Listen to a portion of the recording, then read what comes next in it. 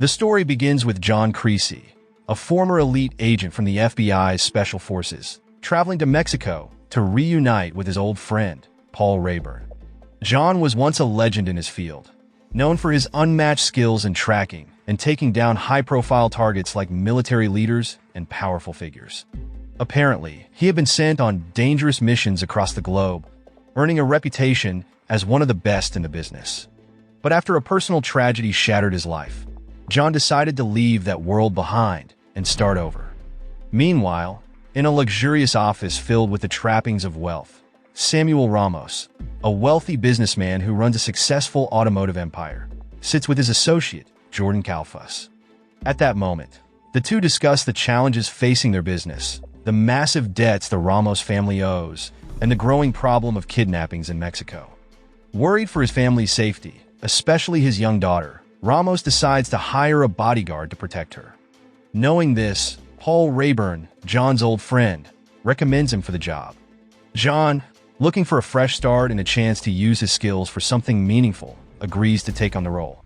Later, Ramos interviews John and immediately impressed by his impressive military background and experience. However, Ramos notices John struggles with alcohol and expresses concern.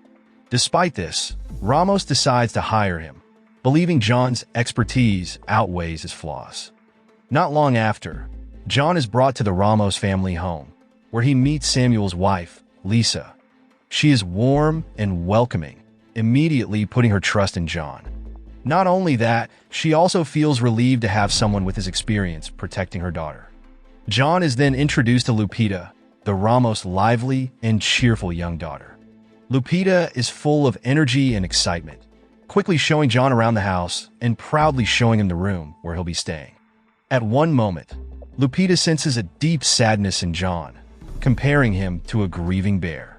In a sweet and touching moment, she names her favorite teddy bear Creasy Bear after him.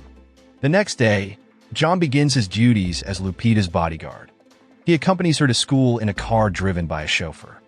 During the ride, Lupita tries to chat with John, curious to learn more about him. But John, focused on his job, responds in a stern and distant manner.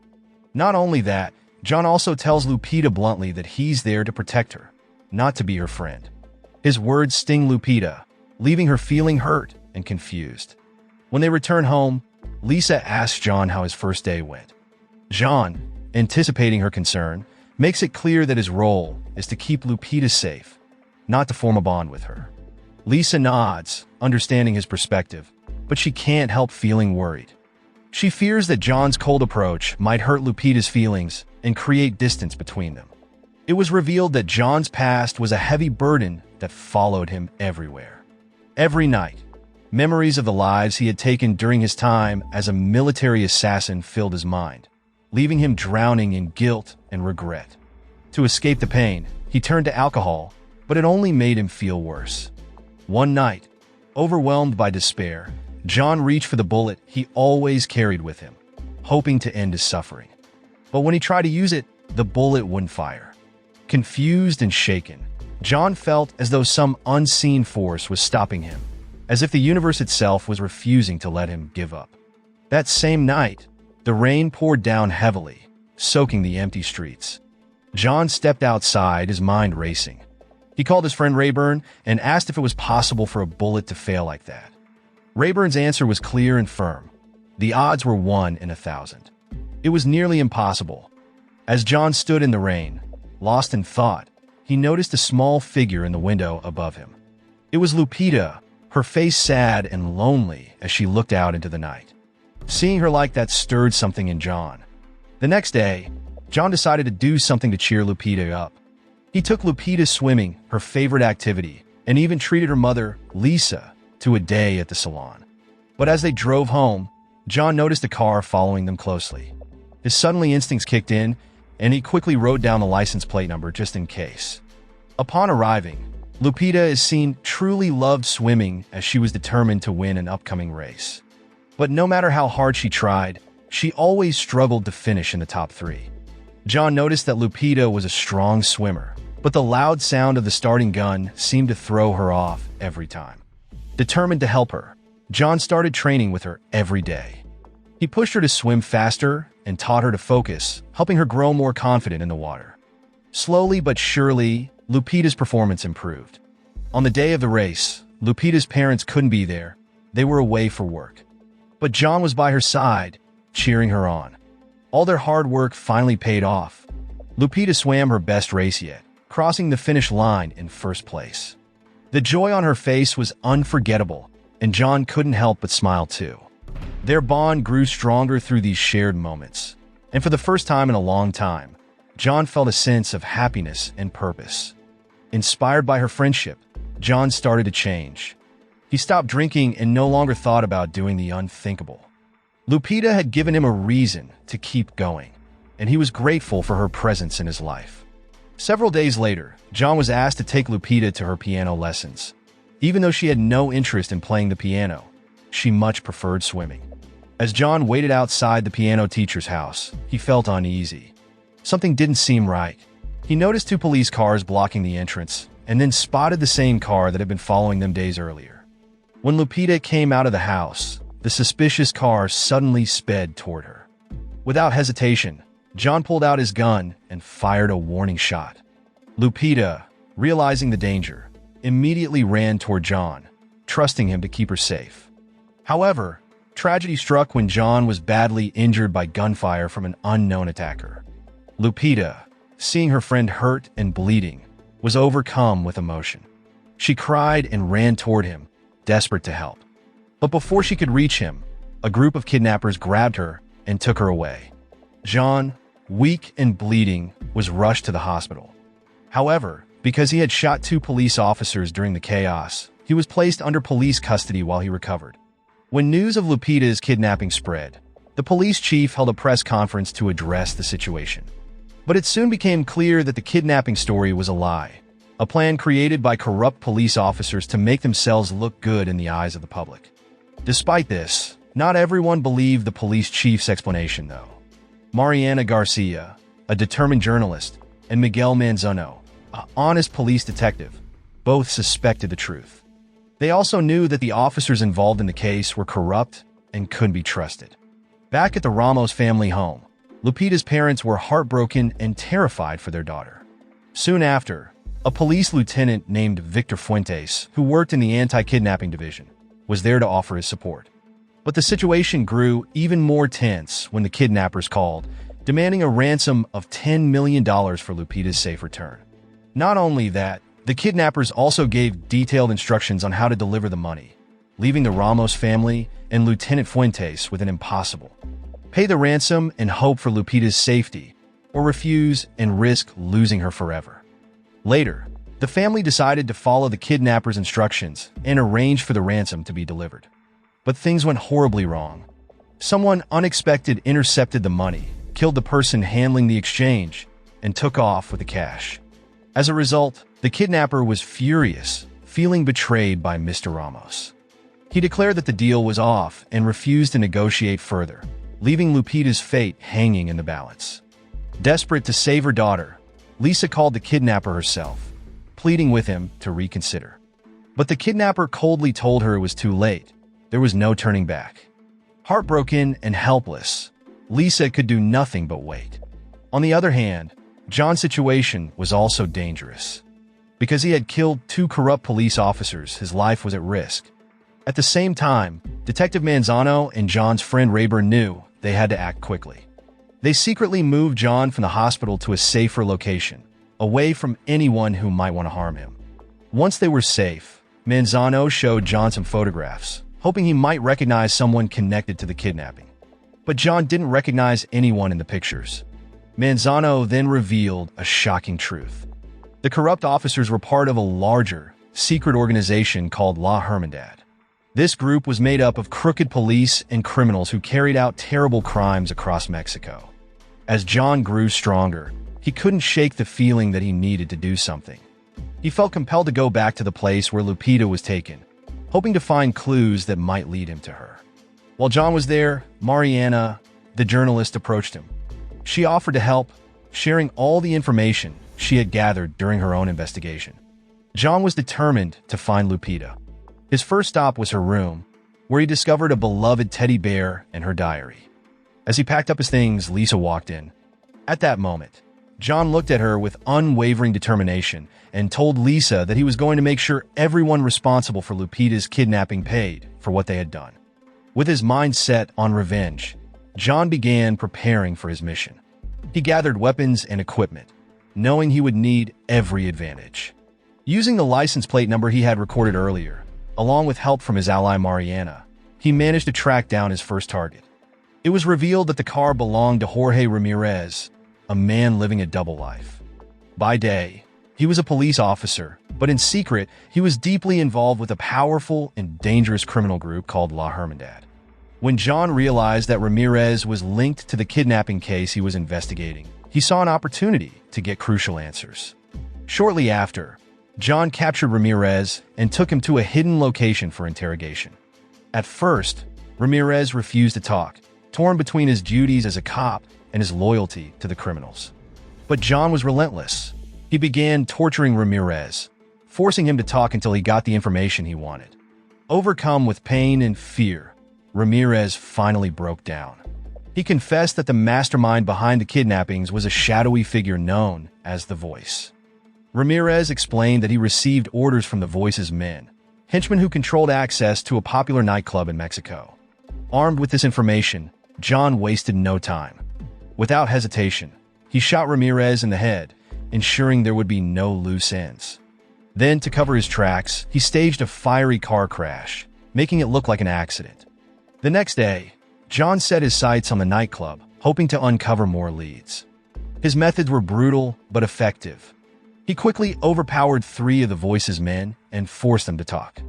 At that moment, they revealed that the nightclub was only a temporary stop for the kidnapped victims before they were taken to the Voice's secret headquarters. But John didn't stop there. Under increasing pressure, the henchmen handed over an ATM card used to receive money from the Voice. This card would allow John to track financial transactions and get closer to his ultimate target. Until one moment, John received an unexpected revelation that someone had interfered with the ransom payment for Lupita. This betrayal came from the highest level of La Hermandad. The person responsible was none other than Victor Fuentes, an anti-kidnapping detective who had once visited Ramos' house. Amid his mission, John found a glimmer of hope. He discovered one of the kidnapped girls, frightened and desperate for help. Wasting no time, he rescued her, ensuring she was safe. But his work wasn't done.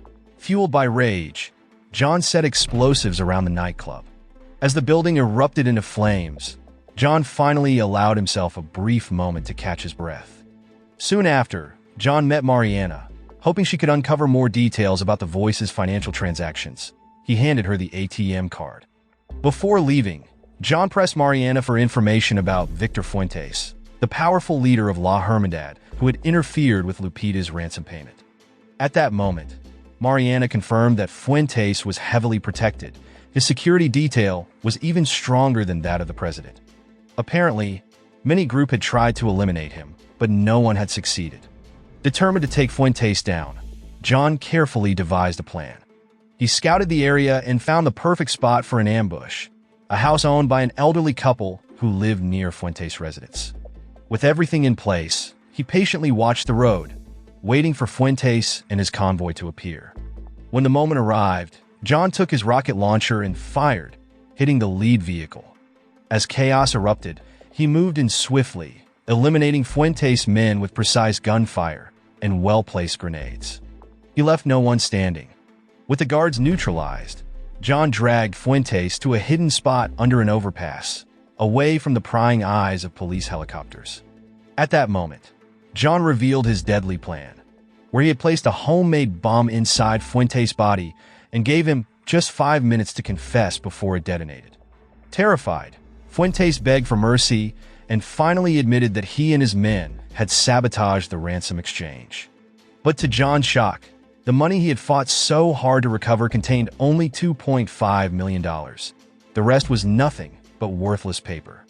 Desperate to save himself, Fuentes revealed that the real culprit behind the money swap was Jordan Calfus, Samuel Ramos' own lawyer. But before he could say more, the bomb exploded, putting an end to Fuentes and his corrupt empire.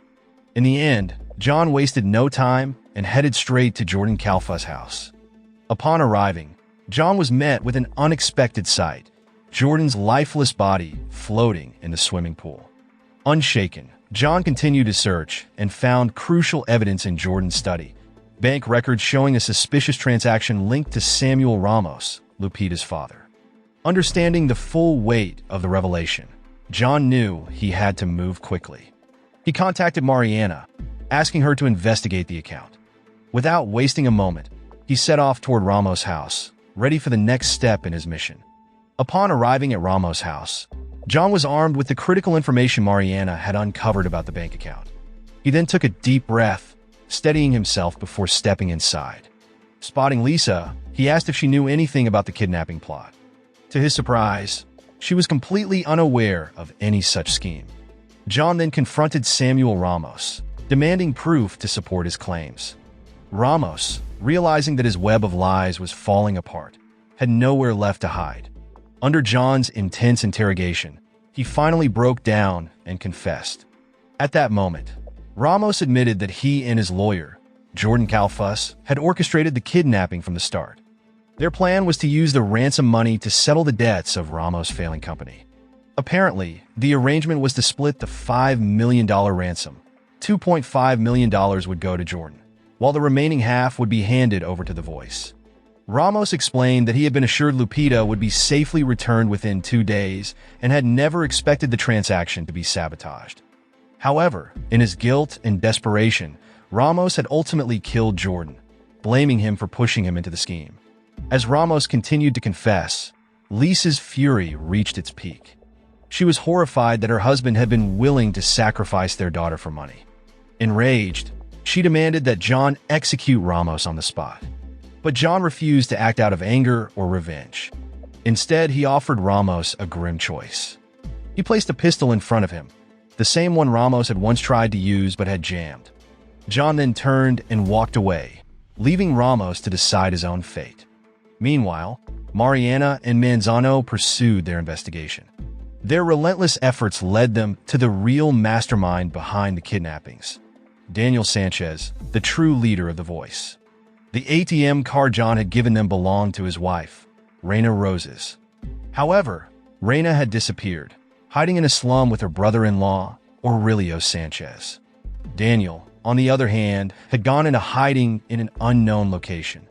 Determined to bring Daniel to justice, John tracked Reina to her hideout in the slums. But as soon as he arrived, he was met with hostility. Aurelio Sanchez, determined to protect his family, shot John in the chest. Wounded but undeterred, John fought back with sheer willpower and managed to overpower Aurelio, taking him into custody. Shortly after, John picked up the phone and called Daniel, demanding a face-to-face meeting. He warned Daniel that if he refused to come forward, his family would pay the price, starting with Aurelio and Reina, who was 8 months pregnant. To show he was serious, John fired a shot, accidentally hitting Aurelio's finger, making sure Daniel could hear his scream of pain. Daniel was overcome with fear.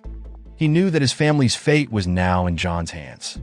Understanding John's determination, Daniel made an offer that would change everything.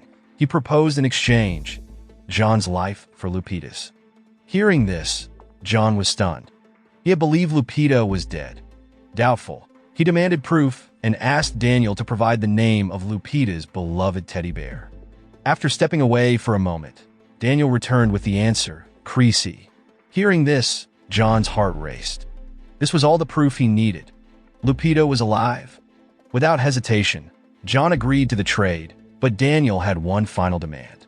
He wanted revenge for the failed ransom deal, which had led to his nephew's death. In return for Lupita's release, John would have to pay with his life. Without a second thought, John accepted. Saving Lupita meant everything to him.